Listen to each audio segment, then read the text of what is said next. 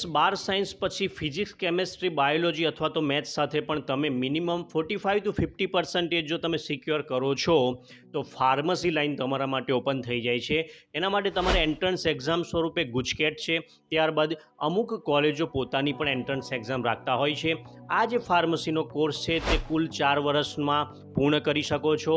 આ કોર્સ પૂર્ણ થયા બાદ તમારા માટે કયા ઓપ્શન ખુલે છે હું તેમની વાત કરું તો તમે ડ્રગ ઇન્સ્પેક્ટર બની શકો છો, તમે ફાર્મસી સ્ટોર ઓપન કરી શકો છો, તમે ફાર્માસ્યુટિકલ કંપનીની અંદર QC લેબની અંદર એઝ એ એનાલિસ્ટ જોબ કરી શકો છો.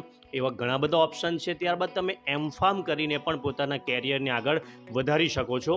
ગવર્મેન્ટ કોલેજમાં અંદાજિત 20,000 થી 80,000 રૂપિયા એક વર્ષની ફીસ છે, ત્યારે એ જ વસ્તુ પ્રાઇવેટ કોલેજમાં તમે જાઓ છો તો અંદાજિત 1 લાખથી લઈ 4 લાખ રૂપિયા વર્ષની ફાર્મસી કોલેજોમાં ફી સ્ટ્રક્ચર રહેલું છે.